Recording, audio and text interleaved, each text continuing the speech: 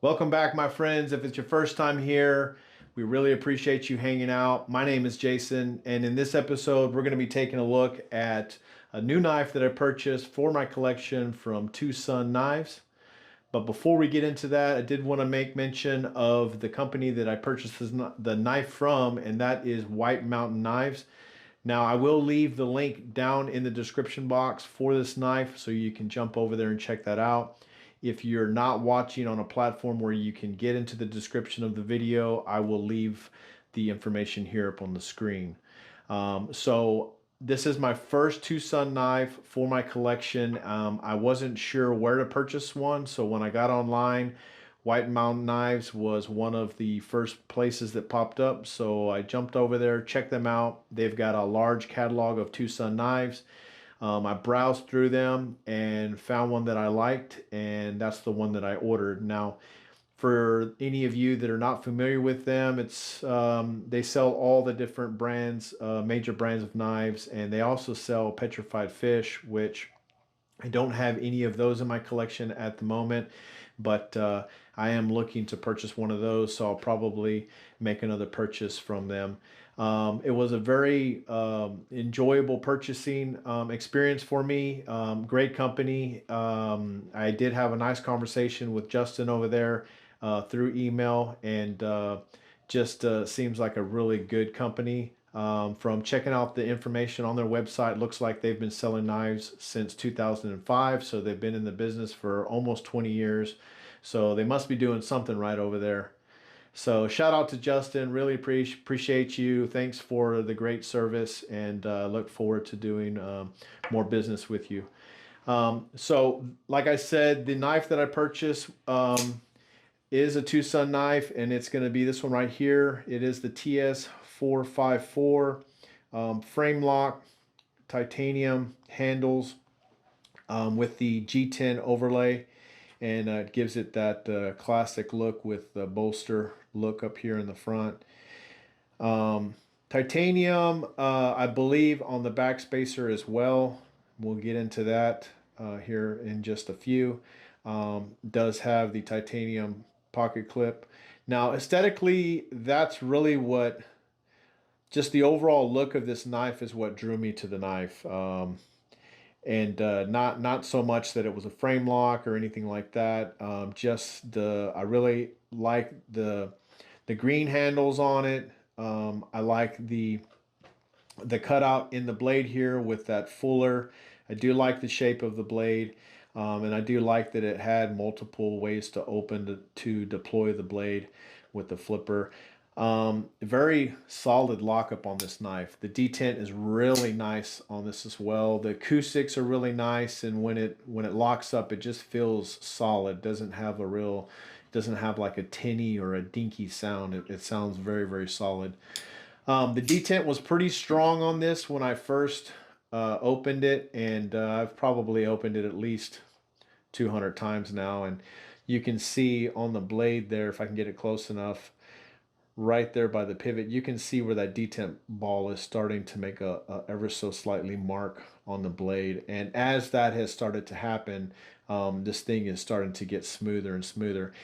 I don't believe that there was any I don't think it made mention of ball bearings in the pivot. If it did, I might have missed that, but I believe it's on ball bearings because it's extremely smooth, and it does have the drop shut action on it. So it's very possible.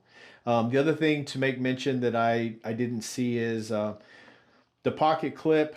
It looks like it may be nested down in a little bit into the G10. I haven't pulled it off yet, so I'm not sure. And reason I bring that up is that it may not be reversible.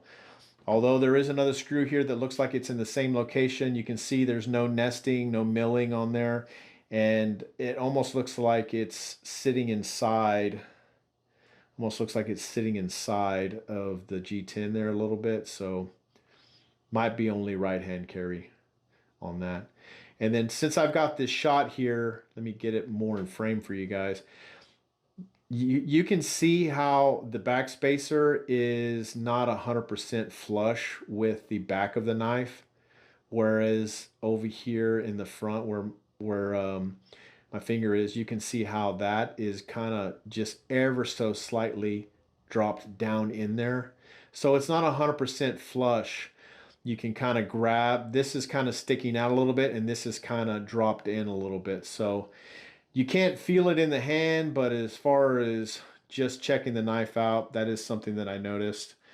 And that's not a huge thing. I like everything about this knife, other than the one thing that I was just totally uh, not upset about, but wasn't really pleased either, is that straight out of the box, this knife was not very sharp.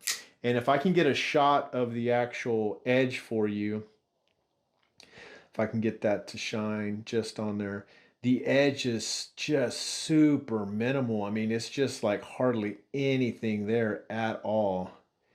I've carried this one day at work with me and cut open some packaging. Didn't even run it through any cardboard or anything. And it's just, if I try to cut the paper,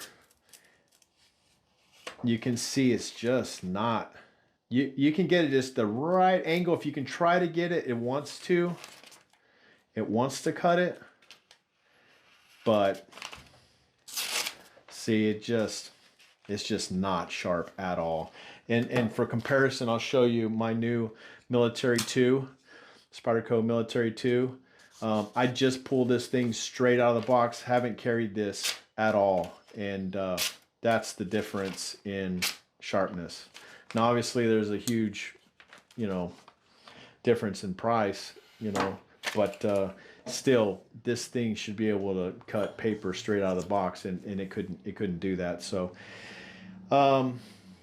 yeah, overall, I'm pleased with the knife, but the edge on the knife, not so much. Now, this knife was $84.99, and did use that coupon, and it did save me some money on the shipping. So that was good. If you jump over there, do that. Definitely give them your email address, and it'll save you the 10% on your first purchase.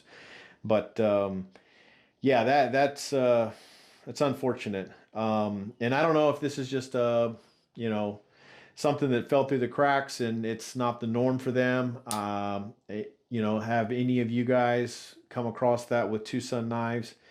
If so, let me know down in the comments. Maybe all the ones you have, they've all had excellent edges on them, and you haven't had an issue with it. But I'd be curious to know how those knives have worked out for you. Now, one thing I will mention is something that I was noticing about these knives is that it seems like a lot of them on the catalog, the knives that they make and they offer, a lot of them have higher end on the handle material and lesser in on the blade material. There is a lot of models that have D2 blade steel and then higher end like titanium and these other higher end materials for the handle, and the prices reflect that higher end handle material. But I can't, for me personally, can't really see spending, $100 or even more for a knife that has D2 blade steel. Now, I'm not saying that there's anything wrong with D2 blade steel, but for me, that blade material, lives in the budget world. And when you're talking about $100 or more, that's really, to me, that's not a budget folder. So I don't know. I'll have to see if I can find another model and give them another chance. But like I said, as far as the operation of the knife and the feel in the handle, in the hand, this is a pleasing knife, so I do like it. I'm just gonna have to put an edge on it and see how that lasts.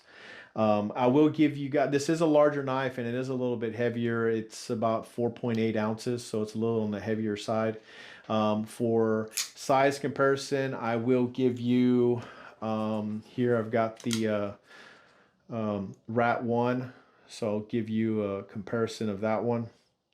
Let me get that in the frame for you guys so you can get it better. So these are almost the same size knives, and almost in thickness as well. Let me see if I can kind of line that up for you. So they're almost the same.